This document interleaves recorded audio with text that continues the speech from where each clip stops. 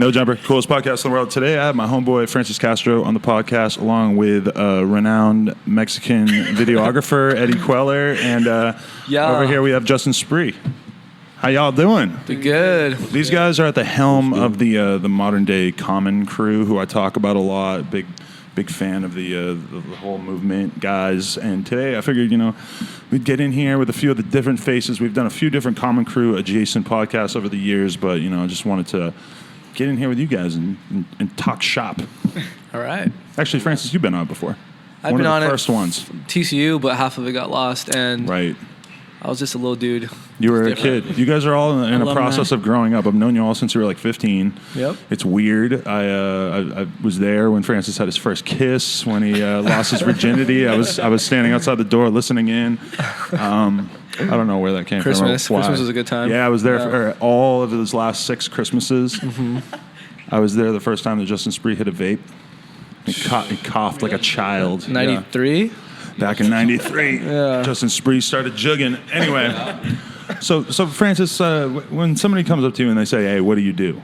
What do you say at this point in your life? What is your role in society? It's freelance videography. Make videos for the best BMX companies out there. I don't know. I actually had this conversation with my girlfriend yesterday, and she couldn't even tell people what I do. So it's kind of really all over the place. Why, she can't tell people because she doesn't really know what you do because you don't tell her, or what? No, it's just it's hard to put your finger on it, What is it about BMX that people just can't wrap their minds around? It just seems like sometimes it's hard to explain to the normies.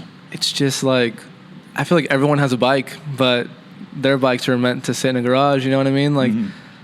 I doubt they can even imagine some kind of videography side of an industry to that. It's just it's like a lamp to them. You know what I mean? It's like being a lamp videographer to those people. Right. It's just why would you do that? So how'd you get into BMX in the first place, though? What were you like as a kid, and how did this eventually become your main interest in life? I don't know. I think it was just a cool thing to do in middle school. My buddy Jamie Jr., who kind of got the whole Common Crew into BMX, he rode and he was cool. And then, ironically enough, I had a lot of friends getting into drugs, so I used BMX to get out of that. That came around full circle. But because now BMX is threatening to make you a drug addict every day when you go out riding. Yeah, it's a battle every day. It's a battle every day. Yeah. It's tough with all those kids and their spliffs and stuff. You guys make me sick. Clean up your acts. It's hard to breathe. It is hard. Yeah. You don't smoke at all? No, I don't. Try to avoid it. I'm joking. It's not hard to breathe, but yeah. No, I don't like smoking. I like who I am. I like to think when I think sober. I just like my thoughts, so I don't like to put anything in there. And when you vape, I don't vape. Your brain just goes crazy, and you just no. When I vape, I get a headache. Do you really? I'm just not a fan of smoke. It's a good headache though. No, it's a cute it's just headache. a headache. I just hate headaches. I'm not a huge fan of the vape feeling either, but I respect that you guys are. I even hate a zero, which is no nicotine. Okay. And it's just I don't know. I just like the idea of something entering your body that shouldn't be there. I don't know. It's so vaping was your first passion as a child? I take it. No. No. Okay. So no. What were you like as a kid before BMX? It was just well, I didn't learn Spanish or English till I was 5 or 6 or something, pretty far down the road. Mm-hmm. And so it was really hard to make friends when I first came here. So from Argentina. Yeah, Argentina, South America. Right. I came when I was 3, or not around there. Yeah, and it's kind of hard to make friends because all I could say was I love you. That's all I could say at school was tell people I love them. That must have been really, really weird. They must have thought you were handicapped. Right? Yeah, well, luckily I grew up in Montebello, which is around East LA area, so it's kind of Spanglish community anyways. Right. So but they still probably thought Argentinian kid was weird as hell, right? Yeah, because I don't even look Hispanic. No, I don't you don't. think, I never even knew that there was anything but whiteness inside of you until now. Yeah. I guess I might have known, but I didn't really think about it that much. It just you wouldn't think it looking at me, kind of thing, You look very, very Caucasian. But it was weird making friends. I had friends with one other Argentinian kid, and he was just super sensitive. So at one point I didn't really have any friends either.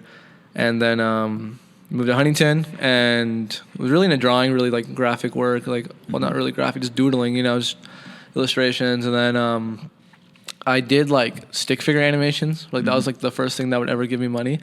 For when I was in middle school, I was doing animations, and that's kind of what led me to wanting to film. Because it's kind of the same creative, you're editing, Wait, but so how are you making money off of stick figure animation? Well, there's stick figure communities and websites, and they would pay. So it's we want I don't know, this, and this, and I did an interactive thing one time where it's this stick figure, and I coded this thing where it's like you get to choose how he dies, and I made like 50 different deaths.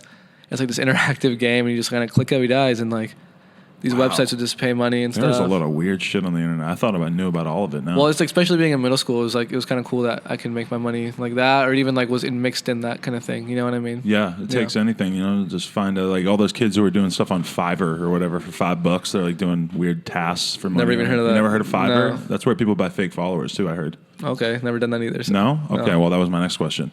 No, I'm just kidding. No. But so, all right, you were fucking around drawing stick figures and stuff. You're into drawing and stuff. When does, because BMX is a weird thing because it does involve some of that like artsy, like nerdy sensibility where you have to kind of be like sort of a solo type of person who just wants to slave away trying tricks. But it's, I can relate it. Like a lot of kids, like I probably would have been really into art. Like I was really into art. And I probably would have stayed with it if it wasn't for BMX.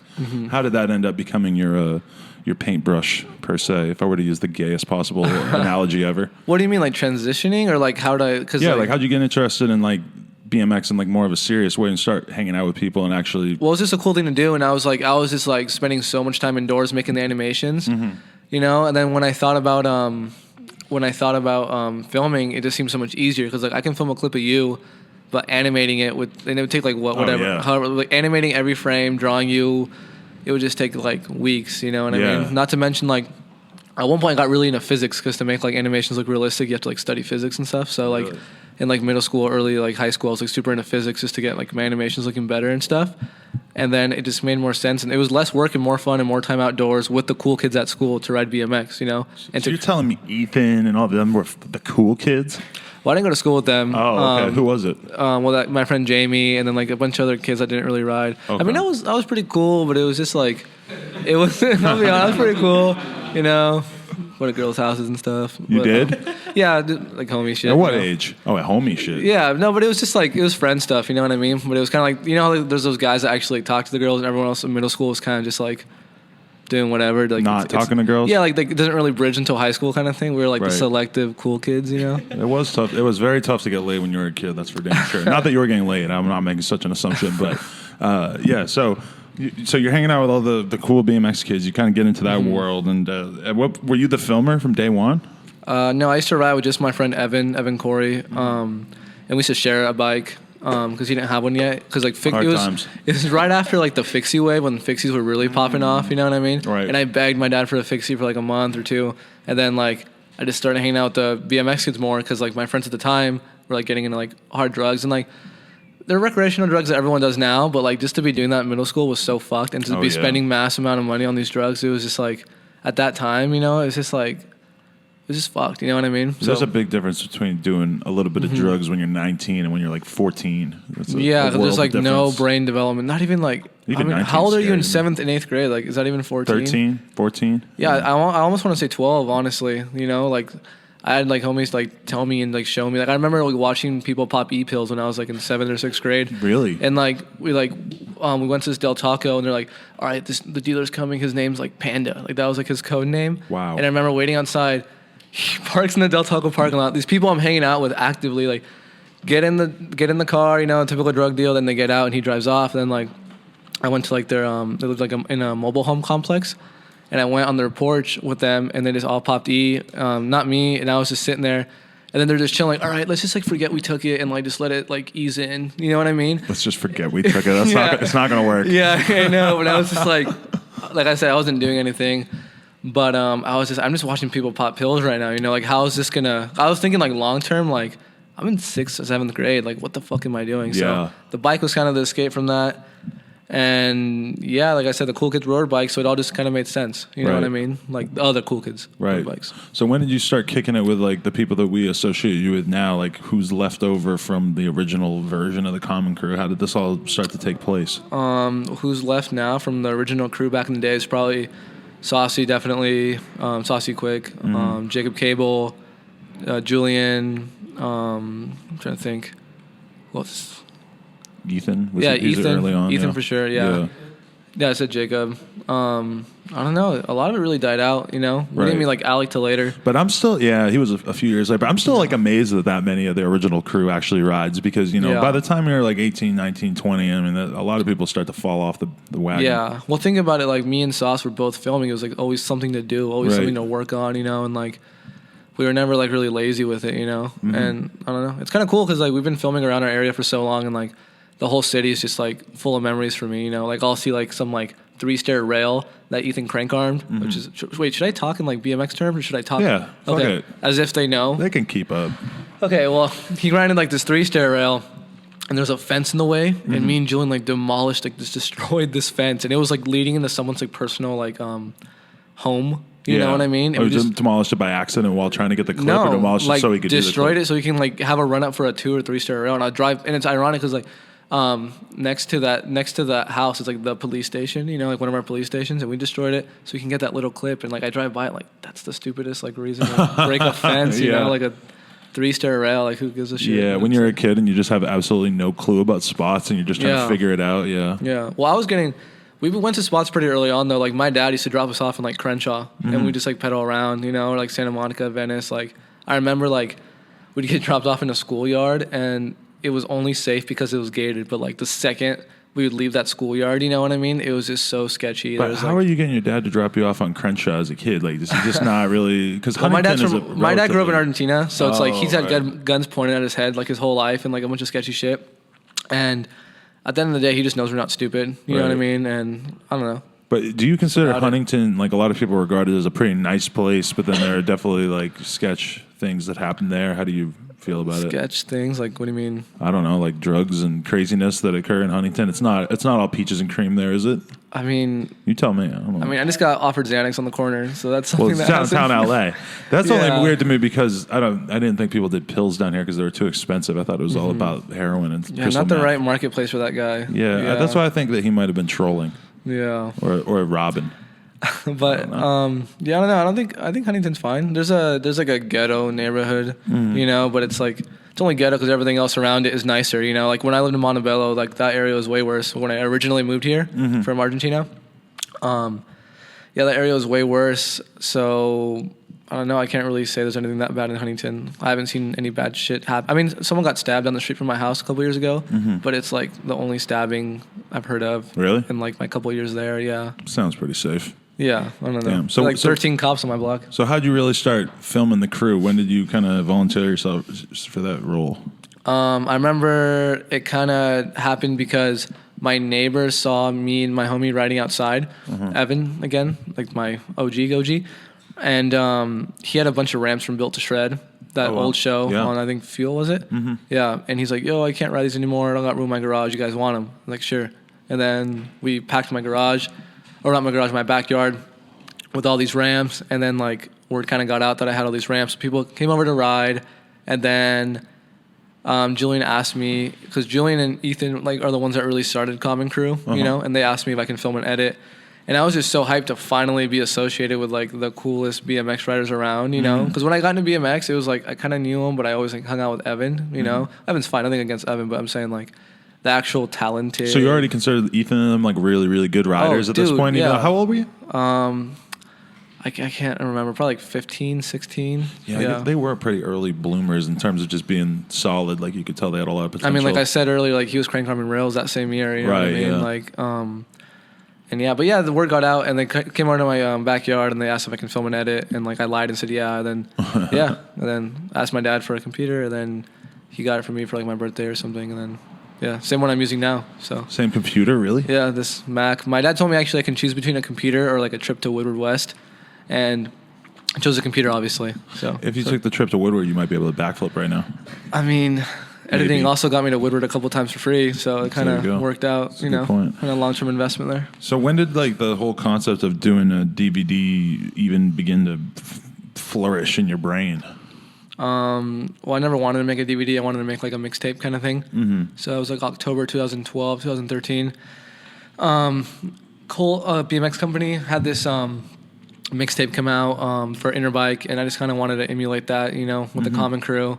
And then it kind of just took forever. So then it was really gradual. It wasn't ever like, let's make a DVD. It just kind of slowly evolved. Right. You know, it was originally supposed to be a mixtape. Yeah. For a month. It took 5 years. And who was the perfectionist in the crew that was just like, fuck, we got to like keep stringing this along and over and over and over until I think they're all picky. You know what I mean? And not to mention, like, they all work at different paces, you know? So I'll be out with Ethan all day, you know? But, like, someone else might have, like, at the time, Ethan didn't work, but someone else might, you know what I mean? Or Ethan might not be able to go out on weekends where, like, I'm actually free, so we'd only be able to squeeze in short sessions after school. So, like, everyone's workflow is just different, you know? If you have a bunch of people who actually give a shit, it can be very hard to get them to all decide that they've finished at the same time. Yeah, exactly. And, like, I think a couple of people wanted to keep going. Like, Jacob's Ender wasn't supposed to be his Ender. We had another plan in mind, but we just had to cap it, you know? It was now or never. We had the place booked. Like, booking the place is, like, before the video was done, I think was the only reason why it got done. See, that's the most important thing about this interview as opposed to the last time we talked on camera is that the DVD is out now. Yeah, and it was actually quite far away from it. It was over a year before it came out. I remember it was like 2015 and like our resolution was like we're not filming clips for it in 2016 and like then we finished it at the end of 2016. You know? No, I think it was 2014. We weren't supposed to film for it in 2015. And then you filmed all through 2015? And 16. Yeah, I remember watching it for the first time in Greece over the summer with a bunch of Greek kids on my laptop, and I had to like skip a section because I was on like 3% battery, and I was afraid we wouldn't be able to see the last section. Yeah. I forget who I skipped. No offense to whoever it was. But I was just hyped to see it. Yeah. So, what was the process of like putting the whole DVD out for you guys? Like, was it? I don't know. It's like a huge culmination of all these years. It's like your whole teenage childhood put into one package. I don't know. It was a nightmare for me, like just getting it done. Like Denim and Sauce took care of the booking and getting the DVDs printed. Right, a crazy book thing that Denim did. Yeah. Yeah. No. I mean, like literally the booking of, the place. Event. Yeah. Okay. But also the booking of the books. Booking is not like a word for just making a book. It's it kind of threw me off there. I forgot we made the booking. Books. Yeah. Even though I did, it is a book. It's kind of the same word. Yeah. But I edited it while they were figuring all that out, and I was just like struggling. Like half the people didn't have songs, and I made it on iMovie, which is like a stock ass, you know, like everyone knows, comes on the computer. So it wasn't keeping up with all the footage. So like even like our trailer, should I wait for that? No. Oh. Even the trailer I made for Monster Mash on our YouTube channel, that's like a 2-minute long trailer. That took me like a week to make because like every time I even adjust a clip, my computer would buffer for 40 seconds. Oof. So it was just like little tweaks, little hairs, and it was just like a 5-minute process to get maybe 2 seconds done, you know? Right. So imagine that, but then you have to finish a 45-minute video, you know? Like it got to the point where like my girlfriend was in my room and my eyes were burning so much that I had to take my contacts out. So I was editing like fucking like this close to the screen. You didn't have glasses? No, I think they actually left them in Eddie's car. Like he gave them back to me. Like we found them like fucking months later, snapped in half or something. But yeah, I didn't. I just couldn't see. So I was editing blind, and at one point I had to go in like the next room, turn the lights off, and just literally rest my eyes. Like my girl did the whole like the cucumber thing they do. Just like to soothe them, and like I was literally I've cried over the DVD. Like I'll say it like 2 or 3 times. I've cried. Why? Over the DVD. Just because it was taking you so long?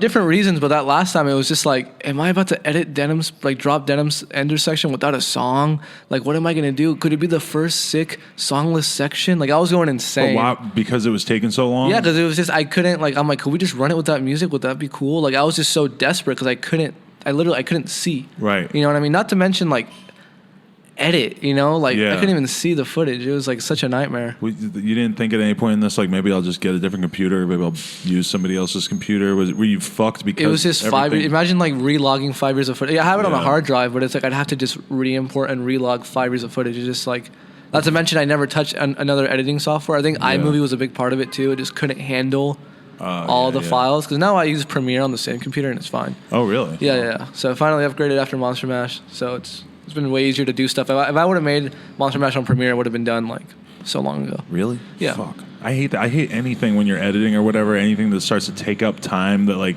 isn't your fault. I lose my mind. Yeah, but think about if that DVD came out when like it was supposed to, like it'd be sitting on YouTube with 2 interviews. You know what I mean? Yeah, it would have been a different. It wouldn't have been the movement. You know what I mean? Like I honestly think like I don't know. What's it consider been a like movement. seeing everybody in the crew like kind of blossom? And it seems like some people are going in different directions, but everybody has different sponsors. Everybody's kind of getting a lot of opportunities to film stuff with sponsors or go travel and do all kinds of different stuff. How has that been seeing all that unfold? I think it's awesome. Like, it's like such like, I can't think of a better word, but it's like magical. Honestly, like as gay as that sounds, but like, we'll like be in my car, just like see the people in my car. I'm like, fuck, like everyone in this car is like so good at what they do. Like that's so sick that we started filming when like they just sucked. You know what I mean? So it's been awesome that they stuck to it, and they're honestly fulfilling their dream. You know? Yeah. I mean, yeah, it's just sick that they're all having. It's funny they all have different sponsors. I get to deal with all of them, and it kind of shows like the ones that are like actually follow through or follow up and like are more persistent with work ethic. Like you kind of see those sponsors, those companies do better. You know what I mean? So it's kind of cool being in the middle of all the industry because I kind of see like I deal with a little bit of everyone. You know what I mean? Right. So it's kind of cool and like sometimes like I'll be honest, I've had some friends on. I've always thought about like longevity of sponsorships. Like even when Jacob got to know Cyrus, you know what I mean? He was like super. We were both hyped, but I should have said like, "Yo, dude, I did some research.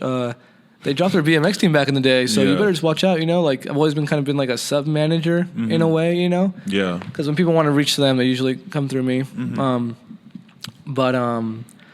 Yeah, it's funny because they did end up quitting their BMX team. But even like back then, I'd always be super cautious of who they got sponsored by and stuff like that. You know, like I've had like some of my friends that aren't even pro now, they got some pro deals and like we'll sit down and we'll talk about it. Like, no, like fuck that. Like it's whack to whack company. Think about the longevity of it. Like it's not like, are you gonna grow this? Like we have always been technical about who's gonna get sponsored by who. You know? Right. That makes sense. Yeah.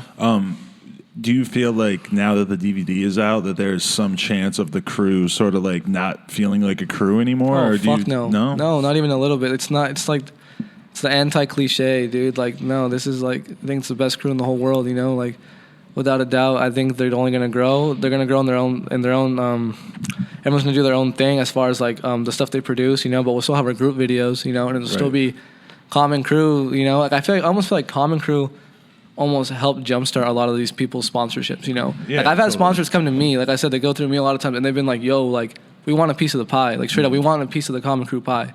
So it's always been like a pro to have someone involved in Common Crew. Right. Because we're always putting in work. You get someone on Common Crew, you're going to get the videos, you're going to get the Instagram all the time. Such a pro. Brands are like very busy and they like oftentimes are not necessarily paying that much attention to riders. So if they have like a local crew or whatever who's like putting a rider, even making a web video, making a DVD that actually lets that company like envision that rider as a pro or as a person that they're sponsoring, that can make it a lot more of an easy decision for them, I think. Yeah, for sure. Yeah. But so getting involved with like working for other brands and stuff, like what's your experience has been like with that in BMX? Has it been fun or? Yeah, I mean, it's been paying the bills, you know. Definitely think some people should pay more.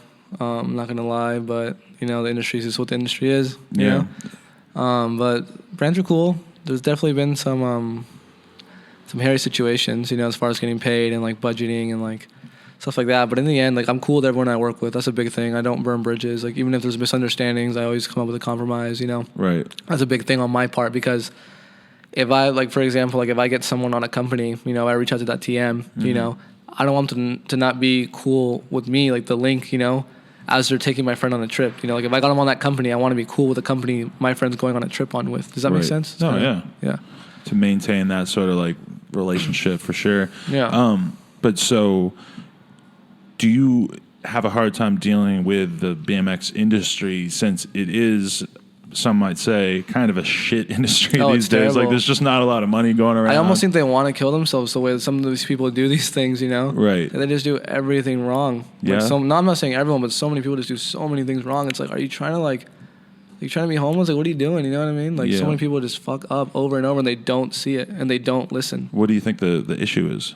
There's this, I think, like, it's kind of weird. Like, I feel like I look at the whole world in supply and demand, you know? And, like, any other successful business would be like, all right, people want this.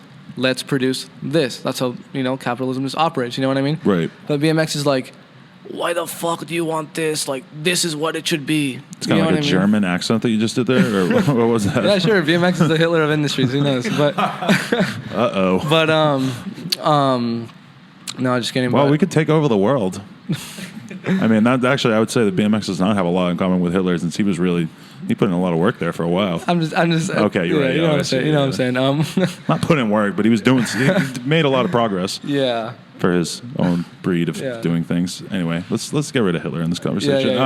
But so like have you felt like you've actually seen it get kind of like worse industry wise since you first started working within the industry, or have you just kind of been? Well, I feel like what do you mean, like in terms of like for a videographer, or the industry as a whole? Because it's changed a lot for a videographer. What's changed? Like how do there's no skate park supply and demand anymore. Right. Before I used to be able to film a skate park video and then bid it off to multiple media outlets, and whoever paid the highest, I'd give it to. Right. Now it's like, yo, do you want one? Because like, and they tell me, no, we're not doing that. There's no rewatch value because you get plaza clips on Instagram all day, like skate park clips on Instagram. So it's kind of like just watching a montage of what you already see every day. You know, I mean, I don't agree with it. I'd rather see a good produced skate park video, the fisheye all in there. Right. But I see what they're saying at the same time. But remember when that used to be the wave? Was for a minute, it was like every videographer in BMX was just making like 2-3 minute skate park mix edits, and then it's like that whole category got completely replaced by people making vlogs. Yeah. Which is... It's people I don't agree with, but it's like they don't want to listen to what people want because the numbers will speak for themselves. Right. And that's kind of the thing that I feel like it's holding itself back, you know? Yeah, it's weird. Fucking, when you think about the industry and just the fact that, like, it used to be that, like, people used to complain about, like, oh, there's so many web videos, and if you go on a trip, there's just so many web videos coming out of every single session we have, and it's like now it's people complain about vlogs, and it's like, I don't know, it's been weird to watch that shift. It's just this weird breed of person that doesn't, it's just such a hard-headed, like, asshole personality that's just so like it's just everyone in the industry. I'm like, how do we get every single salty asshole? You know what I mean? Like, why is it that? Yeah, like why is it like does BMX just like do that? Like couldn't skateboarding get a couple more guys or like fucking rollerblading? Like why are we like? But you're not a big fan of vlogs, but you seem like you're kind of defending them in a way. Yeah, because I don't watch them, but I know what they do. You know, and I think it's just so stupid. Like seeing someone like just to say a name, just for an example, some old writer. You know what I mean? That obviously isn't into vlogs. It's so stupid watching him clash. Like, I can't imagine, for example, Sean Burns being fond of vlog. I don't know if he is. I can't imagine being fond of him or watching it. You know, but say, for example, if he was got in an argument with Austin Augie about what BMX should be, or even with you. You know what I mean? Right. We got to look at it this way, you know. Like, a bicycle just isn't enough to make a kid come into a sport, you know.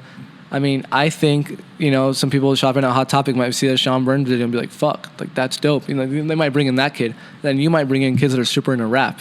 Or Augie might bring in someone who's super into fucking whatever. You know what I mean? Yeah, into coffee, parkour, whatever he's doing. But parkour? Does he do parkour? He's got some roof videos or something. Sure. I don't know. But it's just what I'm saying is just like, it's like everyone's just got to like emphasize on their own outlet, on what they can bring in versus like fighting with everyone of like, what each other are bringing in, like what they're doing, you know what I mean? Like if you only have one representation of BMX, like think about how like narrow your stream just got, no homo, you know what I mean? Like it just like it's just been that eternal conversation in BMX is just like people wanting to decide for other people what it is. That's one thing I really liked when I started hanging out around you guys and stuff. That you're all vaping and doing scooter tricks, and you're all just like it's like imagine like this, it's like all these pros and everything. It's like forever in this industry, it's been like, yo, like the pros don't think what we're doing is right. Let's fucking not do it. And it's like, me and my friends will make fun of these dudes all day long. You know what I mean? Like at the end of the day, it's like we respect what they did, whatever. But it's like we're not about to tell them like,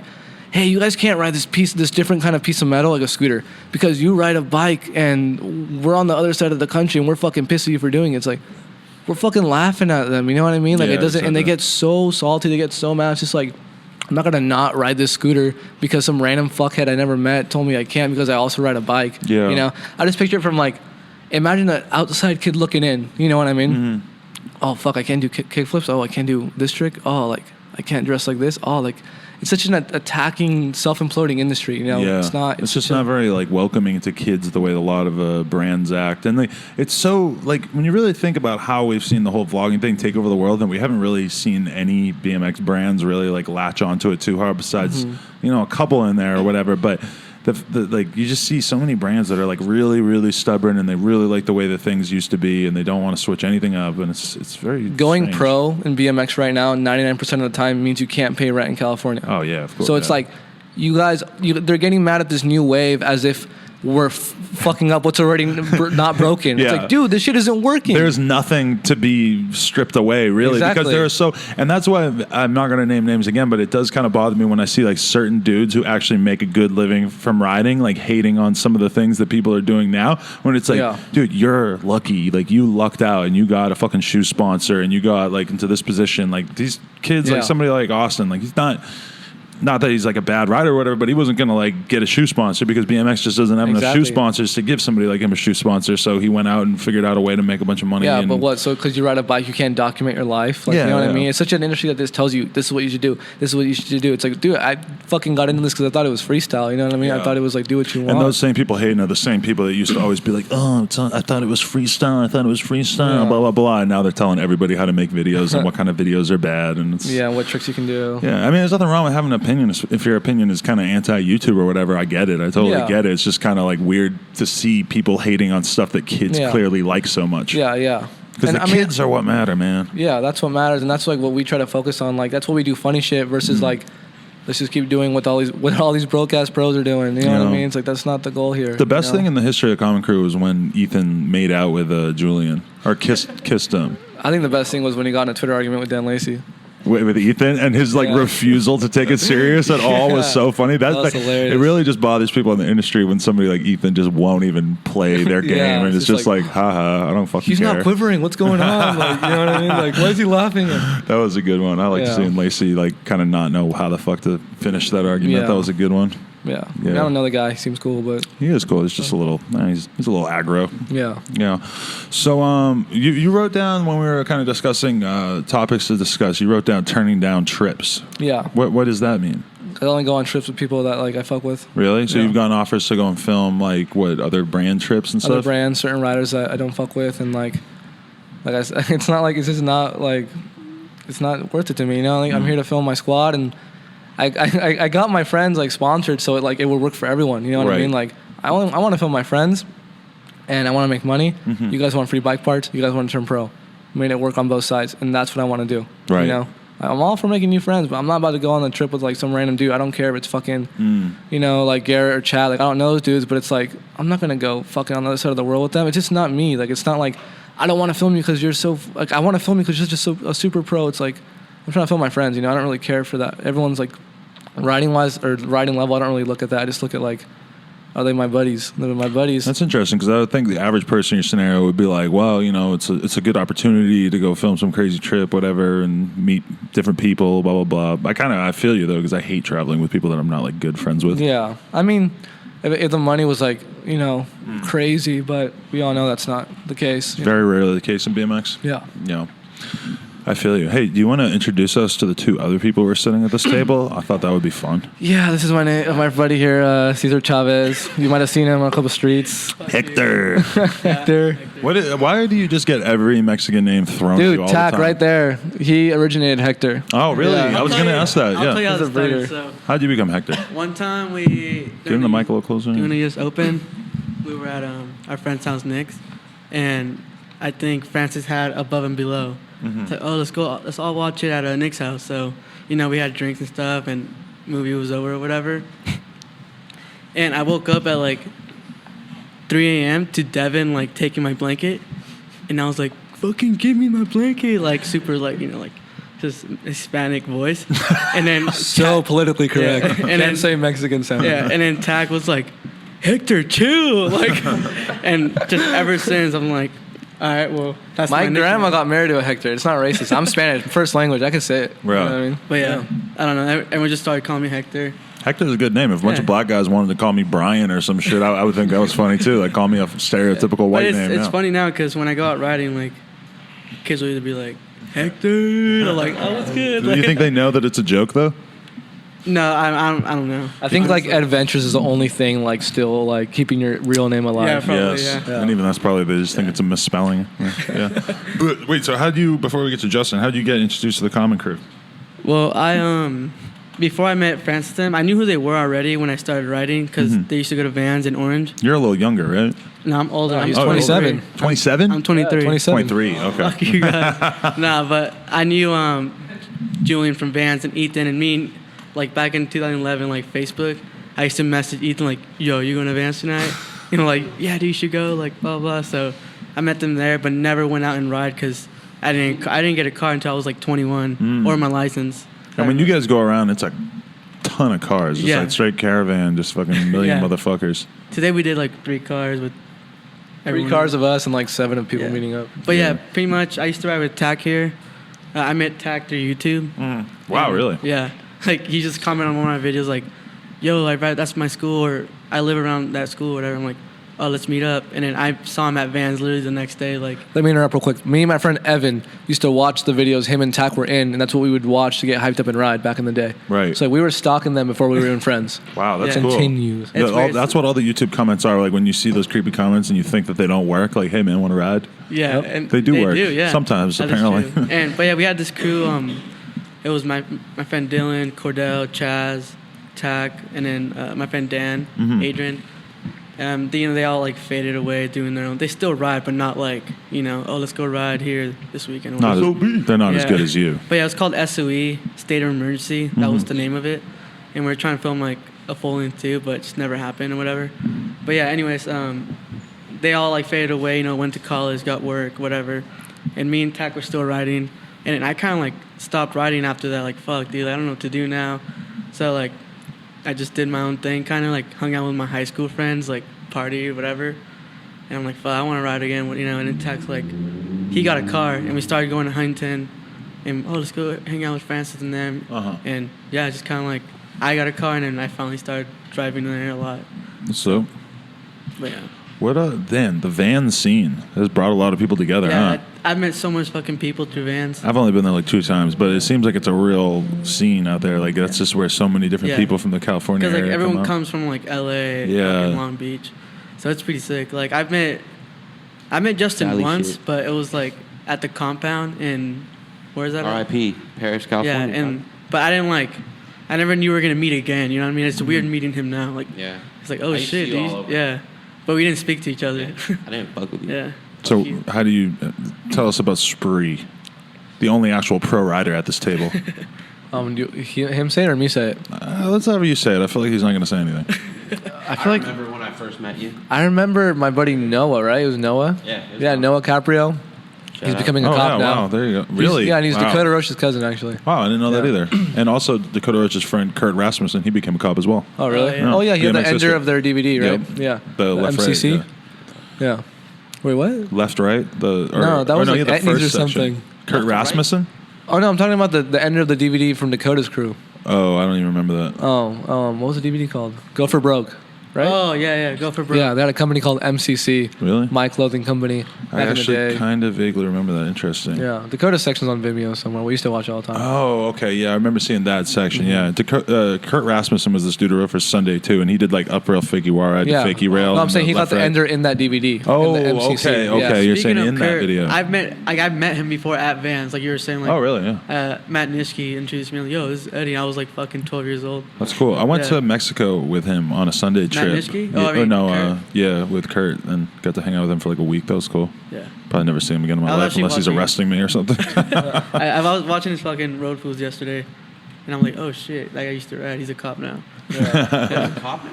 Yeah. A few years ago, Dakota like posted a picture of it or something, and everybody couldn't believe it. But good for him. Yeah. Blue lives matter. But yeah, true. But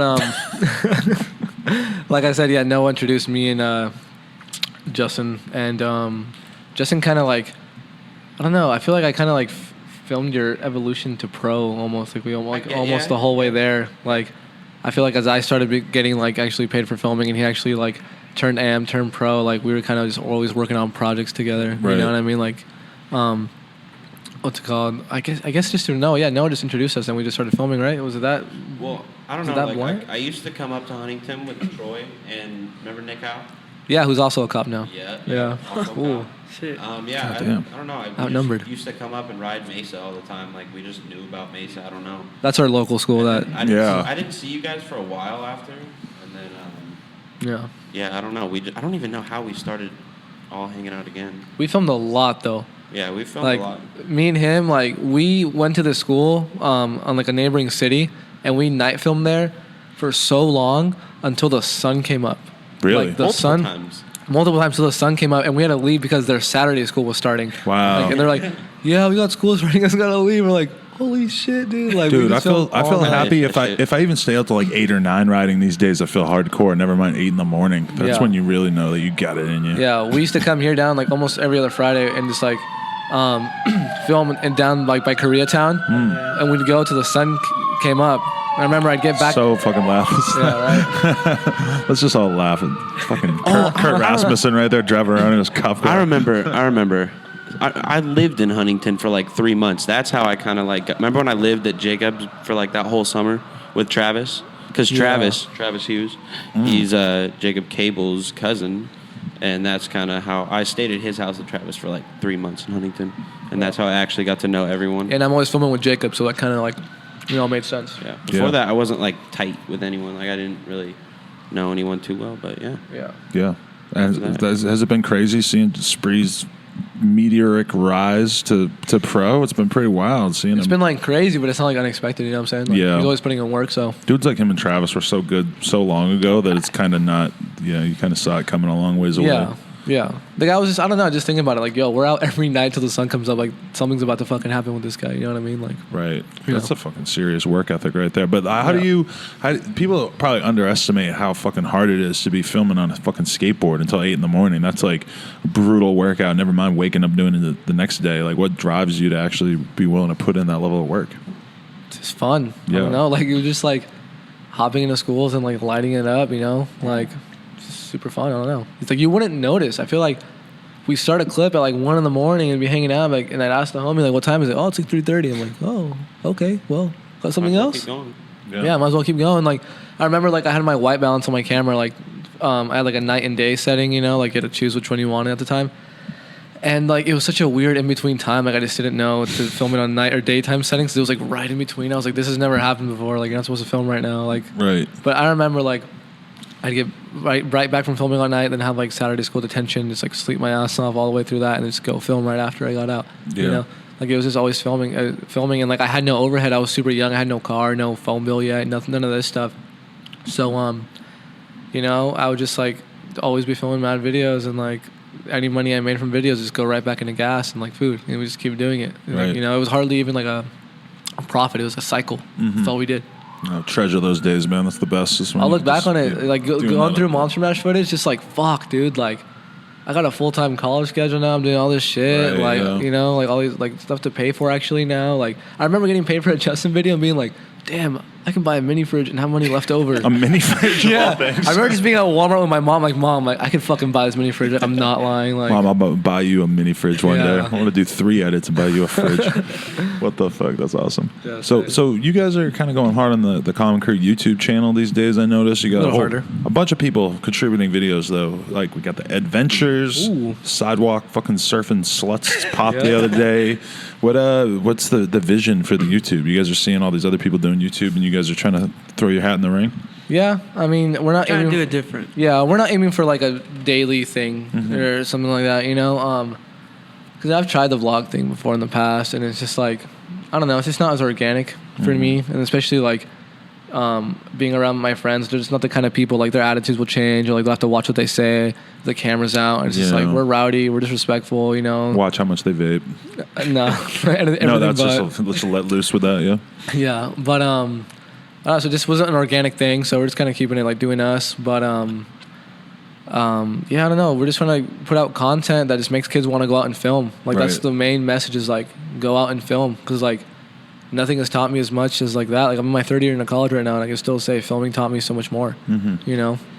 So I just really want to like put that out to kids, like film anything, film on everything, And it's not like I just hate that people think it either has to be like a 2-minute little quick edit, or that it has to be like a 10-minute long boring ass vlog. It's like there's so many. If you're a decent editor, there's so many different like ways that you can go about making video content that I think that there will be people making stuff that's like slightly more interesting or just more creative and stuff that will probably like open people's minds to what is possible. And like the thing is, people recognize we can come up with those ideas. Like I kid you not, this last week I had 3 main industry heads call me on the phone and say, we got a budget, give us ideas, you'll film them, we'll pay you this and that. Like people know like we're doing things right. I could give a fuck what all the salty ass pros are saying, like, I know we're doing things right in our own way.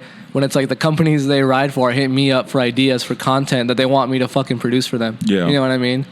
If you're like a pro rider and you're like, mid, late 20s and you already are of the opinion that like everything that young kids are into is shit and is bad, then like you probably aren't going to be sponsored that much longer since your job is basically to like make 16-year-olds buy product. Yo, I've talked to TMs that are just like, that hairy situation where it's like they built the brand, but it's time to move on. Yeah. They all want to make that fucking compromise and they all aren't sure like how to fucking navigate it. It's so frowned upon. It's like, you know what I mean? I mean, I understand like the efforts, like they built a company up and like, but at one point, it's like, yo, if this dude's not doing anything, like, throw him on the Legends team, give him free bikes, give him a job at the warehouse or something. But it's such a hard decision for companies because you've seen so many companies from like Fit to Odyssey where like they just had like these legacy teams and then they just sort of at a certain point they're like, we need fucking young kids because they need to survive. They're a company, right? Young kids are the ones who are buying bikes, so we need younger riders who are actually putting in work and are actually productive. And you feel bad for them because like the standard of what it is to be a productive like good bike rider these days is just insane. Yeah. Being compared to fucking unbelievable superhero level riders, and it's a totally new platform too. Not even just the tricks. The platform is just like a whole new world for them. You know what I mean? Yeah, it's wild. So I don't know. What about so Ed Ventures? Tell me about Ed Ventures. What's the idea? Ed Ventures started with should have been Hector Ventures. Hectic Adventures. Ventures. I used to do like before I met them, whatever. I used to do this video called.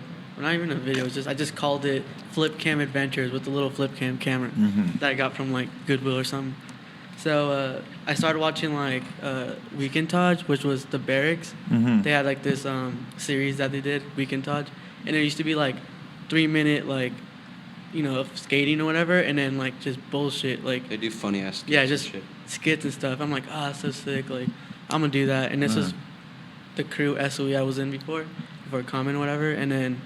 So I did it with them. I did 7 of them. The last one was in Vegas. Like it's still on my YouTube, just my name. Right. And then I'm like, fuck. Like I stopped doing it because my whole crew just kind of like Well, you did some of them with us, like when we'd ride downtown all night. Yeah. Yeah. I forgot about that. Yeah. And then that's when I kind of started hanging out with them, and I'm like, all right. I don't know why I waited so long to do it again. And I had a phone. I'm like, what am I doing? That phones are like accessible now. Like it's a phone camera. Like. You can do anything. So, yeah. And you're always around for everything. So I'm always around for everything. I just realized, like, I should bring up the Flip Cam Adventures, but name it something else. And I didn't want to start it until I had a name. And I was just in my room, like writing just adventures, whatever. I can't even see with an A anymore. And you were like, yeah. And I'm like, Ed. Yeah. I'm like, Adventures. I was trying to, like, throw my name in there or whatever. And then I told Francie, he's like, fucking make you a graphic.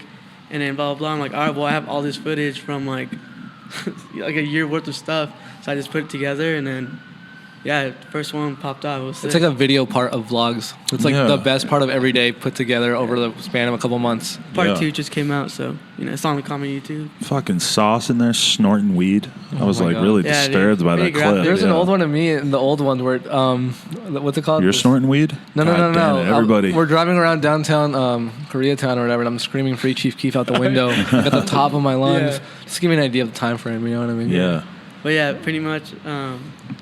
I'm gonna make a 3rd one, and I'll be in fucking Barcelona and Estonia.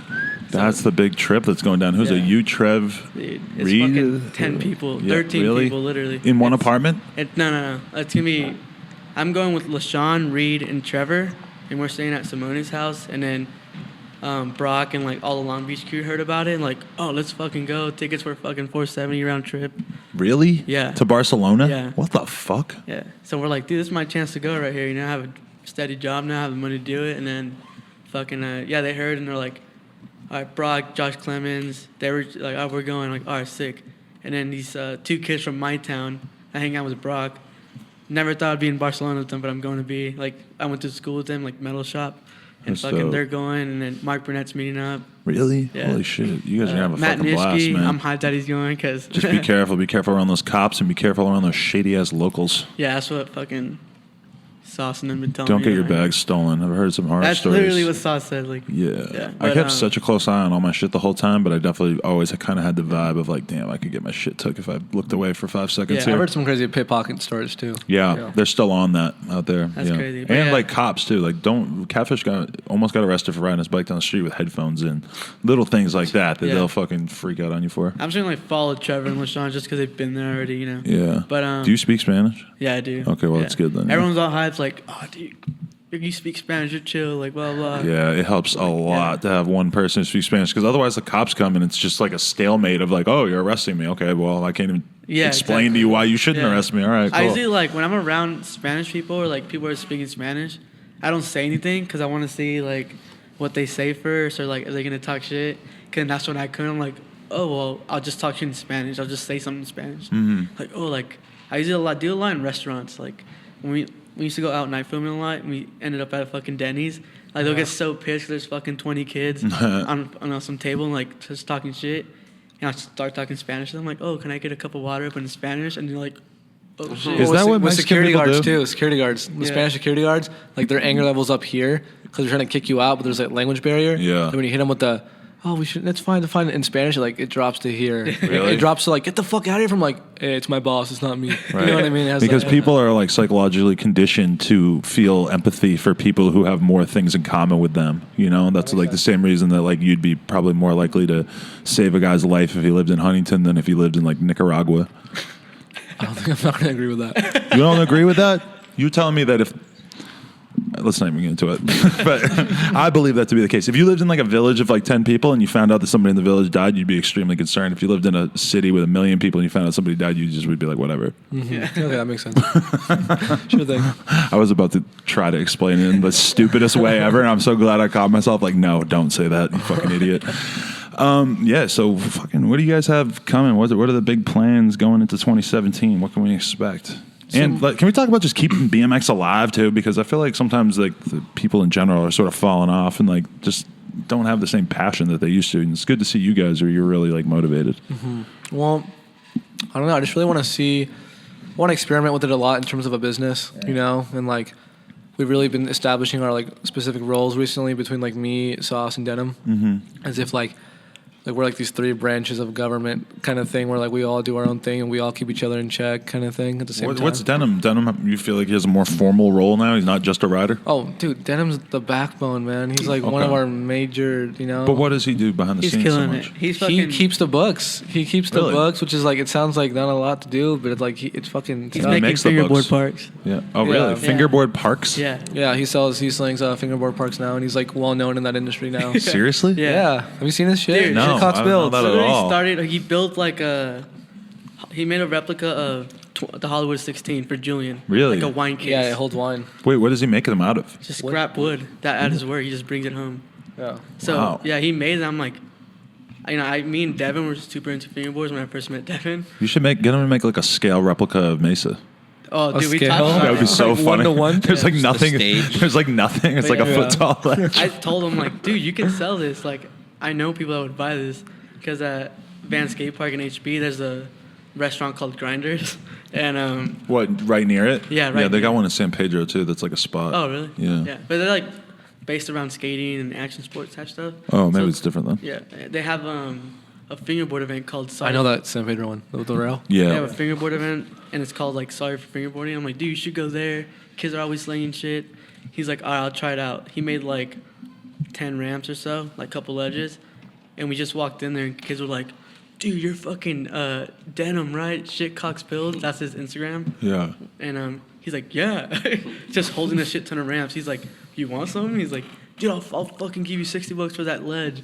And didn't he sit on the floor? Yeah, he Everyone sat- had their own booth, and him Yeah. and Eddie just sat on the floor with ramps. Really? And Yeah. kids were just like, dude, you're so fucking sick, blah, blah, blah. You should make another Hollywood 16, like, just tell him to make all this stuff. And he just recently sold a $400 fingerboard park to some kid, Wow. just through Instagram. He goes in though. He puts like artificial trees and stuff, and now we've been looking at like CNC machines or like 3D printers to invest into like make like scale hydrants and scale sewer holes and like He's about to like just change it. You know what I mean? Shit. Change it all. It's gonna be so awesome. I hope he doesn't just like scale himself down and become like a tiny person who lives inside his own tiny world. I feel like it should be like a science fiction movie where Denim just becomes like a Lego guy. Well, Denim Barbie collab. Yeah, that's cool. Hey man, everybody's doing miniatures out here. You see Nigel is like repping for Lego all of a sudden? No, I did not see that. Nigel on Lego or something. I don't know. He's posting a bunch of shit about Legos. Are there black Lego people or are they all yellow? No, I think it's black Lego yellow? guys, yeah. Okay. That'd be kind of weird. They're only yellow. That would be a good reason for him to turn it down right there, as if like, there was no representation, yeah. Yeah. Shit. The Go Lego hat. Alfredo was wearing it the other day. I'm just like, okay. Yeah. Two-stone. Anything else that we should talk about here? You guys feel like this was a good representation of the Common Crew 2017? Yeah, I mean, besides that, like I said, the whole business aspect, the whole clothing, there's just more organization, you know. Just we're on the schedule, you know. I'm trying to get everyone on like the same, on the business end, at least on the same calendar. Right. You know, just like the whole sidewalk sluts thing. We realized that like our Instagram was like growing, but growing not really in the form of a company. Does that make sense? So it's like the numbers we were doing in sales like shouldn't be for a while. The DVD did well. All our major hyped up products did well, but the numbers we were doing in sales with like other smaller stuff, they didn't match up to like the following and the awareness people were of us. You know what I mean? How aware people were. So now we're really just like branding as like in a totally different way and actually making people think like, yo, like this is a company. You know what I mean? Like support it. It's not just a bunch of regurgitated Instagram clips. You know what I mean? Like we wanted to just really show our followers that like it's something to like be a part of, to support. You know what I mean? Right. So we're kind of just trying to change the direction of that in a little bit. But yeah, I mean, that's what kids got to do. The BMX industry ain't doing too much for too many people, so it's like it's cool actually seeing this whole revolution with people making YouTube channels and certain clothing brands and doing all kinds of stuff to try to create some sort of future for themselves. Yeah, I think it's dope just because I don't watch TV anymore. Like I bought a TV when I graduated high school, and around there, like YouTube was starting to pop off, whatever, and then. Yeah, I haven't even hooked that TV to my cable. And I tell everyone like YouTube is like that's the new TV. Yeah, I don't know. Everything's DVR'd and there's no competition for airtime because you can just watch it. There's no schedule. Yeah, it's crazy these days. Fuck Will and Grace, man. Anyway, Spree, you need to do your own episode sometime. Me and Travis will do it. Let's do it. Yeah. Let's get that. We need more representation for guys with mustaches on this podcast. Hey, I'm trying to get the beard going right now. Do it. Super sketch. I'm into that. But yeah, I'm gonna try. Where are we at right now as far as time goes? 1 hour. Okay. Just 1 hour. cleared 1 hour. No, we are. Wow. Might be 58. All right. Tight. Nice. Nice, guys. You guys smoke backwards and eat ass? Those are the standard no jumper questions. People always get mad when I don't ask those things. This guy does. Flex the woods. Well, Flex the woods real quick. Yeah. Hey, they're not going to answer those questions because the answer is yes for everybody for the record. But thank you very much to Francis for coming on here along with his little cronies over here. Let's do some more stuff in the future. It was nice riding with you guys today too. Yeah, got a VX clip. Never thought I would get a VX clip. And then again. immediately posted it on Instagram. Yeah. Well, people forget about it by the time it comes on the VX thing. that is true. A lot of adventures clips are Instagram clips. It's like it's in a different language when it's VX. It's like it's harder to figure out. It appeals to a different segment of society. Anyway, No Jumper, YouTube, SoundCloud, iTunes. Check out the Common Crew. What's the Instagram? At the Common Days. The Common Days, right? And Francis G. Castro. Yeah, I mean, I don't give a fuck about. I'll put them on the screen, so don't worry. Everybody, check these guys out. Check out the Common Crew on YouTube. Gang. Shout out to my girlfriend. That's it. Shout out to his girlfriend. For gang. keeping my eyes alive while editing. Yeah. She's a great optometrist. I Yes. appreciate that about her. All right, peace. Had to. Yeah. Whose are they?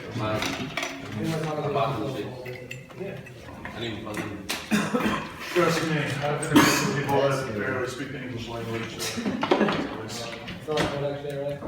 I never interviewed Kodak. Oh yeah, I was sitting there just like PTSD, like, oh my god, this is just so painful to watch. Just thinking about how I would feel if I was in that position. You should get a little Kodak interview. I would literally shoot somebody for a Kodak interview.